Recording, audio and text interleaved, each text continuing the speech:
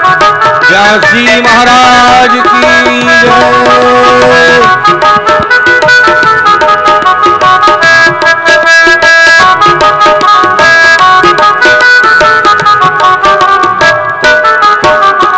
निर्मल मन हो तो रघुनायक सबरी के घर जाते। निर्मल मन हो सबरी के घर जाते। निर्मल मन हो तो रघुनायक सबरी के घर जाते। सूर श्याम की बाह पकड़ कर साग विदुर घर खाते। सूर श्याम की बाह पकड़ कर भगवीर के खाते।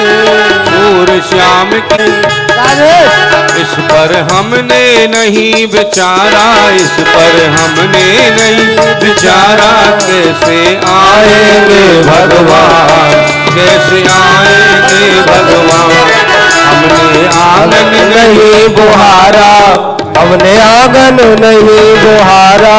कैसे आएंगे भगवान, कैसे आएंगे भगवान। चंचल मन को नहीं संभाला, चंचल मन को नहीं संभाला। कैसे आएंगे भगवान, कैसे आएंगे भगवान। चंचल मन को नहीं संभाला, चंचल मन को नहीं सुधारा। कैसे आएंगे भगवान, कैसे आएंगे भगवान। ओ कैसे आएंगे भगवान, कैसे आएंगे भगवान। कैसे आएंगे भगवान, कैसे आएंगे भगवान। बोलिए व्यास जी महाराज की। मैं हूँ शरण में तेरी संसार के रचैया। मैं हूँ शरण में तेरी संसार के रचैया। कश्ती मेरी लगा दो, कश्ती मेरी लगा दो। उस पार रे कन्हैया। मैं हूँ शरण में तेरी संसार के रचैया। मैं हूँ शरण में तेरी संसार के रचैया।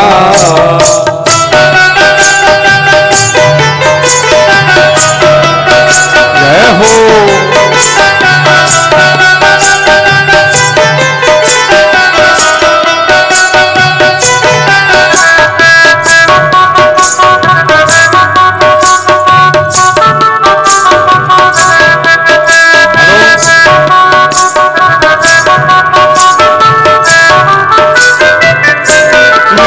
अरदास सुन लीजिए, दरस एक बार तो दीजिए। दरस एक बार को दीजिए, दरस एक बार को दीजिए।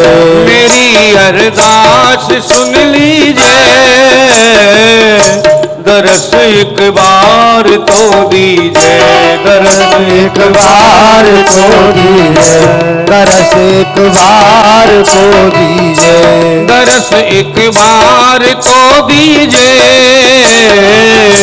मैं समझूंगा श्याम रीजे, मैं समझूंगा श्याम रीजे। मैं समझूंगा श्याम रीजे। पतवार थाम लो तुम, पतवार थाम लो तुम। मझधार में है नैया। मैं शरण में तेरी संसार के रचैया। मैं हो शरण में तेरी संसार के रचैया।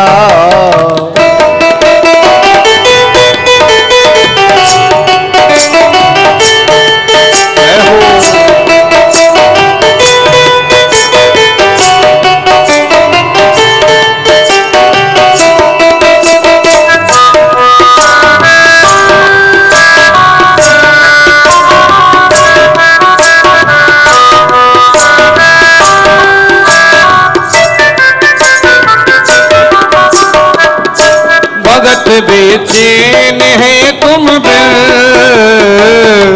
तरसते नैन है तुम बिन, तरसते नैन है तुम बिन, तरसते नैन है तुम बिन। अंधेरी रैन है तुम बिन, कहीं ना चैन है तुम बिन, कहीं ना चैन है तुम बिन। है उदास देखो तुम बिन, है उदास देखो तुम बिन, ये गोपी ग्वाल गैया। मैं हूँ शरण में तेरी संसार के रचैया, मैं हूँ शरण में तेरी संसार के रचैया। कश्ती मेरी लगा दो, कश्ती मेरी लगा दो, उस पार रे कन्हैया। मैं हूँ शरण में तेरी संसार के रचैया। श्री राधे श्याम।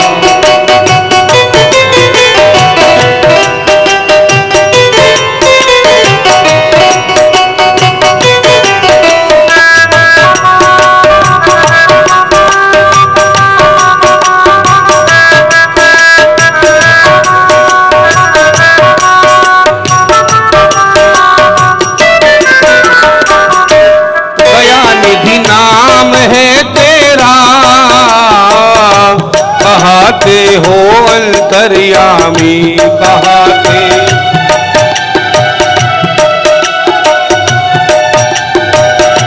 दयानिधि नाम है तेरा, कहाते हो अंतर्यामी, कहाते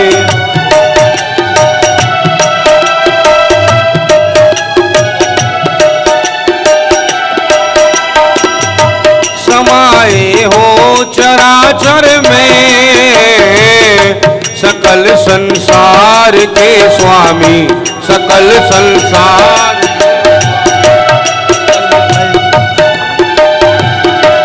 समाये हो चराचर में, सकल संसार के स्वामी, सकल संसार के स्वामी, सकल संसार के स्वामी।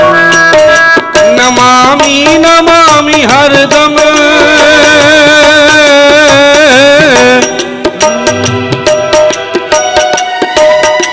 नमामि नमामि हरदम, ब्रज धाम के बसैया। मैं हूँ शरण में तेरी संसार के रचैया, मैं हूँ शरण में तेरी संसार के रचैया। कश्ती मेरी लगा दो, कश्ती मेरी लगा दो, उस पार रे कन्हैया। मैं हूँ शरण में तेरी संसार के रचैया, मैं हूँ शरण में तेरी संसार के रचैया, मैं हूँ शरण में तेरी संसार के रचैया। बोलिए शंकर भगवान की जय, शिव महापुराण की जय। नमः पार्वती पतये, हर हर हर महादेव। कंठ काळा त्रिनेत्री ज्वाळा, लावण्य सुंदर मस्तकी भाळा, तेथून या जल निर्मळ वाहे झुळझुळा। जय देव जय देव जय श्री शंकरा, हो स्वामी शंकरा। आरती ओवाळू भावार्थी ओवाळू, तुझ कर्पूर गौरा। जय देव कर्पूर गौरा, भोळा नैनी विशाळा। अर्धांगी पार्वती सुमनांच्या माळा, विभूतींचे उधळण शीतकंठ नीळा ऐसा शंकर शोभे उम्मा वेल्लाळा जय देव जय श्री शंकरा हो स्वामी शंकरा आरती ओवाळू भावार्ती ओवाळू तुझ कर्पूर गौरा जय देव देवी दैत्य सागर मंथन पै केले त्या माझे अवचित हळहळ जे उठिले त्या तू असुरपणे प्राशन केले नीळकंठ नाम प्रसिद्ध झाले जय देव जय श्री शंकरा हो स्वामी शंकरा आरती ओवाळू भावार्ती ओवाळू तुझ कर्पूर गौरा जय देव व्याघ्रांबर फणीवर्धर सुंदर मदनारी पंचान मनमोहन मुनिजन सुखकारी शतकोटीचे बीज वाचे उच्चारी रघुकुल टिळक रामदासा अंतरी जय देव जय श्री शंकरा हो स्वामी शंकरा आरती ओवाळू भावाती ओवाळू तुझ कर्पूर गौरा जय देव कर्पूर गौरं कर्वावतारं संसारसारं भुजगेन्द्रहारं सदा वसन्तं हृदयारविन्दे भवं भवामी सहितं नमामि जलेन शीतलीकरणं देवाधिवन्दनमाधवाधिवन्दनम् ॐ देवो शान्तिरन्तरिक्षगुं शान्तिः पृथिवी शान्तिरापः शान्तिरोषधयः शान्तिः वनस्पतयः शान्ति विश्वे देवा दन्ते प्रचोदयात् हरिः ॐ आञ्जनेयाय विद्महे रामदूताय धीमहि तन्नो हनुमत् प्रचोदयात् हरिः ॐ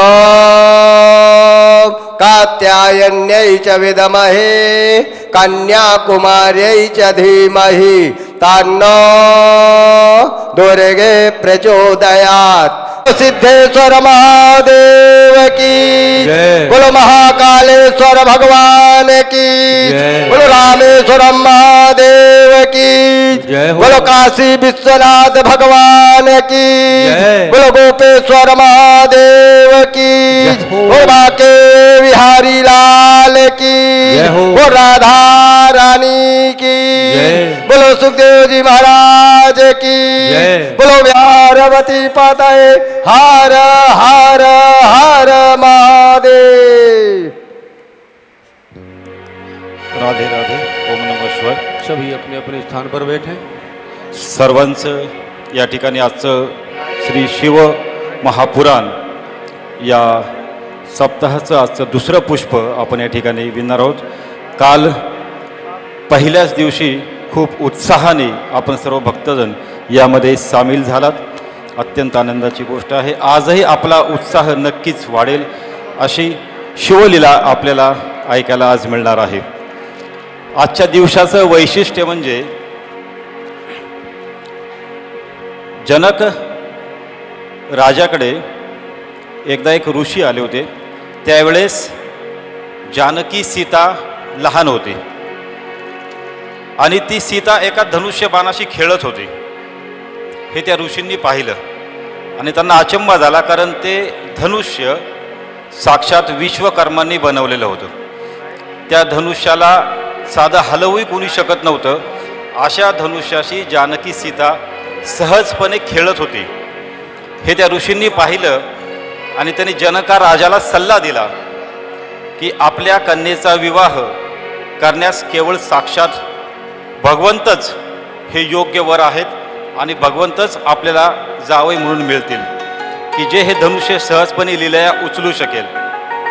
तेच धनुष्य सीता स्वयंवराच्या वेळेस श्रीरामांनी सहजगत्या उचललं, मोडलं आणि जानकी सीतेचा विवाह श्रीरामांशी झाला। ज्या ऋषींनी हे सांगितलं होतं ते ऋषी म्हणजे साक्षात भगवान परशुराम, आणि परशुरामांची आज जयंती आहे। तर भगवान परशुरामांना आपण सर्वजण वंदन करूया. त्याचप्रमाणे शिवजींचाच अंश असलेले आणि महाराष्ट्राचं दैवत शिवांश साक्षात छत्रपती शिवाजी महाराज यांची देखील जयंती आज आपण साजरी करत आहोत. छत्रपती शिवाजी महाराज की जय. त्यांना देखील त्रिवार वंदन. आणि आजच्या या शिवकथेला आपण प्रारंभ करूयात आणि या शिवविश्वामध्ये सर्वजण दंग होऊयात. धन्यवाद. राधे राधे.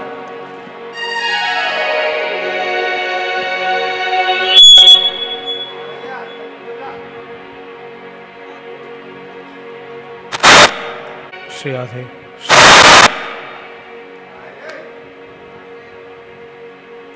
राधे श्री राधे.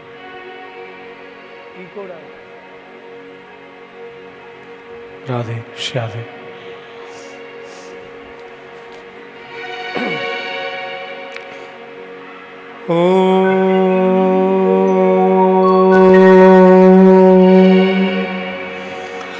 स्वस्ति श्री गणेशाय नमः. श्री सरस्वती नमः. श्री मातृपितृचरणकमलेभ्यो नमः. श्री गुरुचरणकमलेभ्यो नमः. त्यक्त्वा तेजसुरेप्सितराज्यलक्ष्मीं धर्मिष्ठ आर्यवचसा यद्गादरण्यम् मायामृगं दैत्ययेप्सितमन्मधावत् वन्दे महापुरुषते चरणारविन्दम्. राधा साध्यं साधनं यस्य राधा राधा मंत्रो मंत्रदात्रीं च राधा.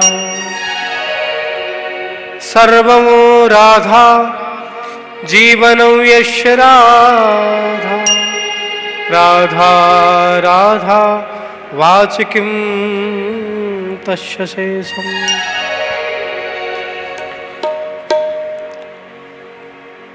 अखंडमंडलाकारं व्याप्तं येन चराचरं तत्पदं दर्शितं येन तस्मै श्री गुरवे नमः.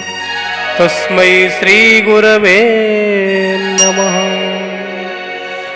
ध्याये नित्यं महेशं रजतगिरिरभं चारुचन्द्रावसन्तं रत्नः कल्पोज्ज्वलांगं परस्मृगवराह भीतिहस्तं प्रसन्नं पद्मासीनं समस्ततात् स्तुतै मम गणै व्याघ्रकृतं वसानं विश्वान्नं विश्वबन्धं निखिलभयहरं पंचवक्त्रं त्रिनेत्रं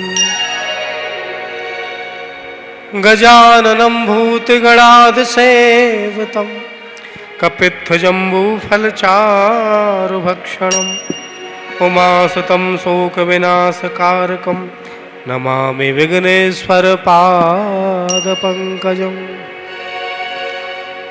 नारायणं नमस्कृत्य नरं चैव नरोत्तमं देवीं सरस्वतीं व्यासं ततो जयमुदीरये.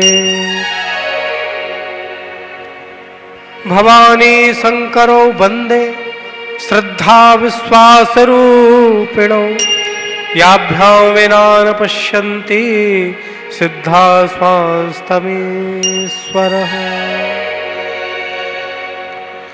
जयन्ती मंगला काली भद्रकाली कपालिनी दुर्गा क्षमा शिवा धात्री स्वाहा स्वधा नमोस्तुते.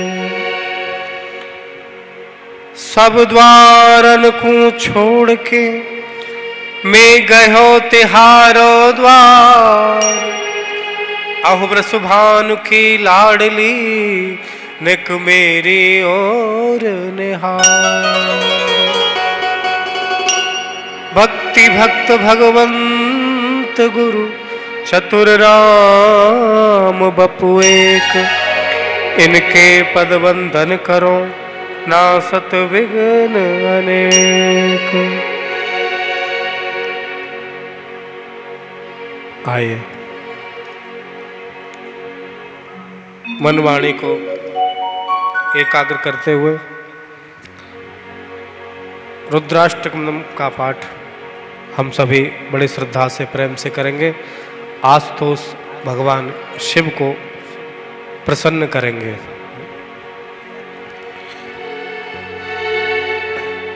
कुलशंकर भगवान की जय। नमामि समीशान निर्वाण रूपम विभुं व्यापकं ब्रह्म वेद स्वरूपं निजं निर्गुणं निर्विकल्पं निरीहं चिदाकाशमाकाश वासं भजेऽहम्। मोकार मूलम तुरीयम गिराजान गोतीत मीसं गिरीशं कालं महाकाल कालं कृपालं गुणागार संसार पारं नतोऽहम्। तुषारादिशाकाश गौरं गंभीरं मनोभूतिकोटि प्रभाश्री शरीरं स्फुरन्मूलकल्लोलिनी चारुगंगा लसत भाल बाले कंठे भुजंगा चलत कुंडलंबु सुनेत्रं विशालं प्रसन्नाननं नीलकण्ठं दयालम्। मृगाधीश चर्मामरं मुण्डमालं प्रियं शङ्करं सर्वनाथं भजामि। प्रचण्डं प्रकृष्टं प्रगल्भं परेशम् अखण्डं अजं भानुकोटि प्रकाशम्। शूल निर्मूलनं शूलपाणि भवामि भवामि पते भावगम्यं। कल्याण कल्पान्तकारी सदा सच्चिदानन्द दाता पुरारी चिदानन्द सर्वो मोहापहारी प्रसीद प्रसीद प्रभो मन्मतारि। नयावनुमानाथ पादारविन्दं भजन्ति लोके परे वा नराणां न तावत् सुखं शान्ति संतापनाशम्। प्रसीद प्रभो सर्वगुणाधिनाश। न जानामि योगं जपं नैव पूजां सदा सन्नास संभुतोभ्यं जराजन्म दुःखोत्तातप्यमानं प्रभो पाहि आपन् नमामि शम्भो प्रभो पाहि आपन् नमामि शम्भो नमो पाहि आपन् नमामि शम्भो। रुद्राष्टमदं प्रोक्तं विप्रेण हरतोषये ये पठन्ति नरा भक्ता तेषां शम्भो प्रसीदति तेषां शम्भो प्रसीदति। आइए मन और वाणी को एकाग्र करके अपने मन को संसार से हटा करके भगवान के चरणों में लगाएं, मन को एकाग्र करें। तालियों से सभी सेवा करेंगे, ताली बजाएंगे, मुख से भगवान नाम उच्चारण करेंगे और उसके बाद आज की कथा के सत्र को आरंभ करेंगे। सभी प्रेम से बोलेंगे हर हर महादेव शंभो काशी विश्वनाथ गंगे। हर हर महादेव शंभो काशी विश्वनाथ गंगे। हर हर महादेव शंभो काशी विश्वनाथ गंगे। हर हर महादेव शंभो काशी विश्वनाथ गंगे। हर हर महादेव शंभो काशी विश्वनाथ गंगे। हर हर महादेव शंभो काशी विश्वनाथ गंगे। काशी विश्वनाथ गंगे काशी अमरनाथ गंगे। काशी विश्वनाथ गंगे काशी अमरनाथ गंगे। कर महादेव शंभो काशी विश्वनाथ गंगे। हर हर महादेव शंभो काशी विश्वनाथ गंगे। हर हर महादेव शंभो काशी विश्वनाथ गंगे। हर हर महादेव शंभो काशी विश्वनाथ गंगे।